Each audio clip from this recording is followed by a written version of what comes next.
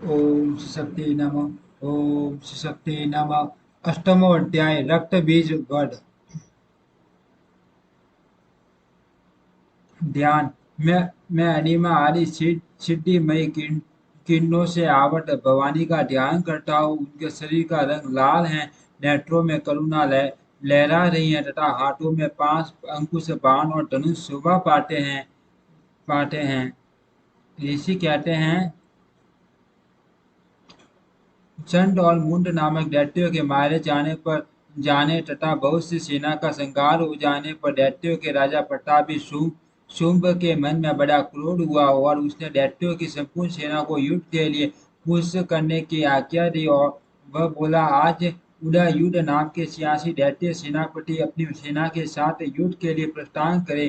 कंपु नाम वाले दैत्यों के 84 सेना नायक अपनी वाहिनी से घिरे हुए यात्रा करे। 50 कोटि वीर्य कुल के और 100 ड्रोम कुल के असुर सेनापति मेरी आज्ञा से सेना से कूच करे। कालक दौड़ मौर्य और काल के असुर भी युद्ध के लिए तैयार हो मेरी आज्ञा से तुरंत तुरंत प्रस्थान करे। भयानक शासन करने वाले असुर राज शुंभ इस प्रकार आज्ञा दे शस्त्रों बड़ी बड़ी सेनाओं के साथ युद्ध के लिए प्रस्थित हुआ। उसकी अत्यंत भयंकर सेना आती देख संडिका ने अपने धनुष की टंकार से पृथ्वी और आकाश के बीच का भाग गुंजा दिया। राजन तदंतर देवी के सिए ने भी बड़े जोर जोर से दौड़ना आरंभ किया। फिर अंबिका ने घंटे के शब्द से उस ध्वनि को और भी बढ़ा दिया। धनुष की टंकार, सिए की धार और घंटे की ध्वनि से संपूर्ण दिशाएं गूंज उठी। उस भयंकर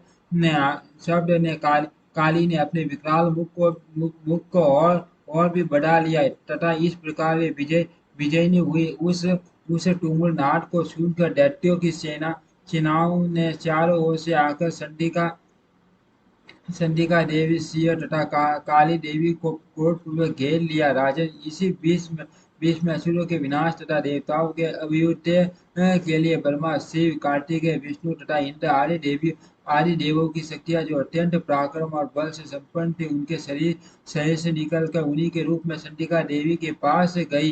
जिसे देवता का जैसा स्वरूप, जैसी वेशभूषा और जैसा वाहन है, ठीक वैसे ही साधनों से संपन्न हो सकती उसकी शक्ति असुरों से युद्ध करने के लिए आई। सबसे पहले हंस युक्त विमान में बैठे हुए अक्षय सूत्र और कमंडलों से सुशोभित ब्रह्मा जी की शक्ति उपस्थित हुई, जिसे ब्राह्मणी कहते हैं। महादेव जी की शक्ति वृषभ पर आरूढ़ हो हाथों में श्रेष्ठ त्रिशूल धारण किए, महानाग का कंकण पहने, मस्तक में संडर रेखा से विभूषित हो वहां आ पहुंची। कार्तिकेय जी की शक्ति रूपा जगदम्बिका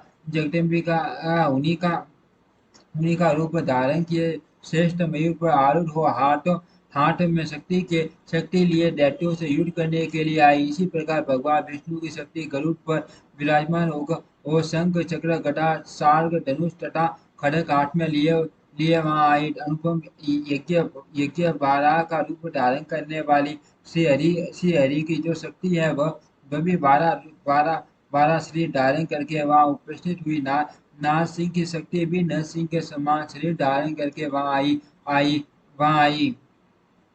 उसकी गर्दन के बालों के झटके से आकाश के तारे बिखरे पड़ते थे। इसी प्रकार इंद्र की शक्ति वज्र हाथ हाथ में लिए गजराज एरावत पर बैठकर आई। उसके भी इस प्रकार इंद्र की शक्ति वज्र हाथ में लिए गजराज एरावत पर बैठकर आई।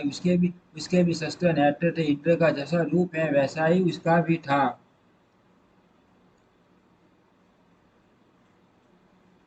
तदनंतर उन देव शक्तियों से घिरे हुए महादेव जी ने चंडिका से कहा, मेरी प्रसन्नता के लिए आप शीघ्र ही इन असुरों का संहार करें। तब देवी के शरीर से अत्यंत भयानक और परम उग्र चंडिका शक्ति प्रकट हुई, जो सैकड़ों गिद्धियों की भांति आवाज करने वाली थी। उस अपराजिता देवी ने धूमिल जटा वाले महादेव जी से कहा, भगवान, आप शुंभ निशुंभ के पास दूत बनकर जाइए और उन अत्यंत गर्विले दानव शुंभ एवं निशुंभ दोनों से कहिए, साथ ही उनके अतिरिक्त भी जो दानव युद्ध के लिए वहां उपस्थित हो वो उनको भी ये संदेश दीजिए, दैत्यो, यदि यदि आप जीवित रहना चाहते हो तो पाताल को लौट जाओ, इंद्र को त्रिलोकी का राज्य मिल जाए और देवता यज्ञ भाग का उपभोग करे। यदि बल के घमंड में आकर आप युद्ध की अभिलाषा रखते हो रखते हो तो आओ, मेरे सिवाय योगिनियां आपके कच्चे मांस से तृप्त हो सुखी। उस देवी ने भगवान शिव को दूध के कार्य में नियुक्त किया था, इसीलिए वह शिव दूती के नाम से संसार में विख्यात हुई। वे माँ दैत्य भी भगवान शिव के मुंह से देवी के वचन सुनकर क्रोध में भर गए और जहाँ जहाँ कांटे या यानी वे विराजमान थी उस ओर बढ़े। तदंतर वे दैत्य अमरस में भरकर पहले ही देवी के ऊपर बाण शक्ति और ऋषि आदि अस्त्रों की वृष्टि करने लगी। तब देवी ने भी खेल खेल में एक धनुष की टंकार की और उससे छोड़े हुए बड़े बड़े बाणों द्वारा दैत्यों के चलाए हुए बाण चूल शक्ति और फंसों को काट डाला। फिर काली उनके आगे होकर शत्रुओं को चूल के प्राण से बीडिंग करने लगी और खटवांग से उनका कसुम्बर निकालते हुए हुई रणभूमि में विचरने ब्राह्मणी भी जिस और दौड़ती उसी और अपने कमंडल का जल बिछड़ कर शत्रुओं के ओज और पराक्रम को नष्ट कर देती थी। माहेश्वरी त्रिशूल से तथा वैष्णवी शक्र से और अत्यंत क्रोध में भरी हुई कुमार कार्तिकेय की शक्ति से दैत्यों का संहार आरंभ किया किया। इंद्र शक्ति के वज्र प्रहार से विदीर्ण हो सैकड़ों दैत्य धारा रक्त की धारा बहाते हुए पृथ्वी पर सो गए। वाराही शक्ति ने कीटों को अपने ठुठुन की मां से नष्ट किया। दादों के अग्रभाग से कीटों की साठी छेद डाले तथा कीटन ही दैत्य शक्र की चोट से विदीर्ण हो गए। ना नारसिय नारसिय नारसियई भी दूसरे दूसरे भाई दैत्यों को अपने नखों से विलीन करके खाटी और सिंहनाद से दिशाओं एवं आकाश को गुंजाते हुए युद्ध क्षेत्र में विचरने लगी। कितने असुर शिवदूती के पसंद हटास से अत्यंत भयभीत हो पृथ्वी पर गिर पड़े और गिरने पर उन्हें शिवदूती ने उस समय अपना ग्रास बना लिया। इस प्रकार क्रोध में भरे हुए मातर गणों को नाना प्रकार के उपायों से बड़े बड़े असुरों का मर्दन करते करते देख दैत्य सैनिक भाग खड़े हुए।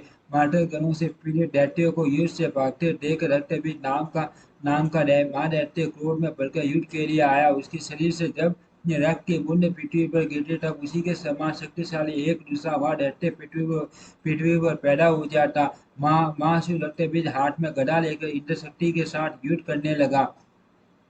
तब एंड्री ने अपने वज्र से रक्तबीज को मारा। वज्र से घायल होने पर उसके शरीर से बहुत बहुत सा रक्त सूखने लगा और उसी के समान रूप तथा पराक्रम वाले योद्धा उत्पन्न होने लगे। उसके शरीर से रक्त की जितनी बूंदे गिरे उतने ही पुरुष उत्पन्न हो गए। वे सब रक्त बीज के समान ही वीर्यवान, बलवान तथा पराक्रमी थे। वे रक्त से उत्पन्न होने वाले पुरुष भी अत्यंत भयंकर अस्त्र शस्त्रों का प्रहार करते हुए वे वहां मार्टर गणनाओं के साथ घोर युद्ध करने लगे। पूर्ण वजह के प्रहार से जब उसका मस्तक घायल हुआ तो रक्त बहने लगा और उससे हजारों पुरुष उत्पन्न हो गए। वैष्णवी ने भी युद्ध में रक्त बीज पर शक्ल प्रहार किया तथा एंड्री ने उस दैत्य सेनापति को गदा से चोट पहुंचाई। वैष्णवी के शक्ल से घायल होने पर उसके शरीर से जो रक्त बहा और उससे जो उसी के बराबर आकार वाले शस्त्रों महादैत्य प्रकट हुए, उनके द्वारा न संपूर्ण जगत व्याप्त हो गया। कौमरी ने शक्ति से, वाराही ने खड्ग से और माहेश्वरी ने त्रिशूल से महादैत्य रक्तबीज को घायल किया। क्रोध में भरे हुए वे उस महादैत्य रक्तबीज ने भी गदा से सभी मातु शक्तियों पर पटक पटक प्रहार किया। शक्ति और चूल आदि से अनेक बार घायल होने पर जो उसके शरीर से रक्त की धारा पृथ्वी पर गिरी, उससे भी निश्चय ही सैकड़ों असुर उत्पन्न हुए। इस प्रकार उस महादैत्य के रक्त से प्रकट हुए असुरों द्वारा संपूर्ण जगत व्याप्त हो गया। इससे देवताओं को बड़ा भय हुआ। देवताओं को उदास देख चंडिका ने काली से शीघ्रतापूर्वक कहा, सामुंडे, आप अपना मुख और भी फैलाओ तथा मेरे शस्त्र पास से गिरने वाले रक्त बिंदुओं और उनसे उनसे ऊपर होने वाले मां दैत्यों को आप अपने इस उतावले मुख मुख ले खा जाओ। इस प्रकार रक्त से उत्पन्न होने वाले मां दैत्य का भक्षण करते हुए आप रण में विचरते रहो। ऐसा करने से उस दैत्य का सारा रक्त क्षीण हो जाने पर वह स्वयं ही नष्ट हो जाएगा। उन भयंकर दैत्यों को जब आप खा जाओगी खा जाओगी तो दूसरे नए दैत्य उत्पन्न नहीं हो सकेंगे। काली से यो कहकर चंडिका देवी ने शूल से रक्त बीज को मारा और काली ने अपने मुख में उसका रक्त ले लिया। तब उसने वहां चंडिका पर गदा से प्रहार किया, किंतु उस गदा पाठ ने देवी को तनिक भी वेदना नहीं पहुंचाई। रक्त बीज के घायल शरीर से बहुत सा रक्त गिरा गिरा, किंतु ज्यों ही वह गिरा त्यों ही समुद्र ने उसे अपने मुख में ले लिया। रक्त गिरने से कालिके के मुख में जो मां दैत्य उत्पन्न हुए उन्हें भी वह सट कर गई और उसने रक्त बीज का रक्त भी पी लिया। तदनंतर देवी ने रक्त बीज को जिसका रक्त समुद्र ने पी लिया था वह वज्र बाण खड़ग तथा ऋषि आदि से मार डाला। राजन, इस प्रकार शस्त्रों के समुदाय आठ एवं रक्तहीन हुआ। मां दैत्य रक्त बीज पृथ्वी पर गिर पड़ा। नरेश्वर, इससे देवताओं के अनुकूल वश की प्राप्ति हुई और मातृगण उन असुरों के रक्तपान के बल से उत्साह होकर नृत्य करने लगे। इति श्री मार्कंडेय पुराणे सार्वणी के मनमंत्र देवी महात्म्य रक्त बीज वधो नमाष्टमो अध्यायम। इस प्रकार से मार्कंडेय पुराण में सार्वनिक मनवंतर की कथा के अंतर्गत देवी महात्म्य में रक्त बीज वध नामक 8वां अध्याय पूरा हुआ। ओम श्री शक्ति नमः। ओम श्री शक्ति नमः। ओम श्री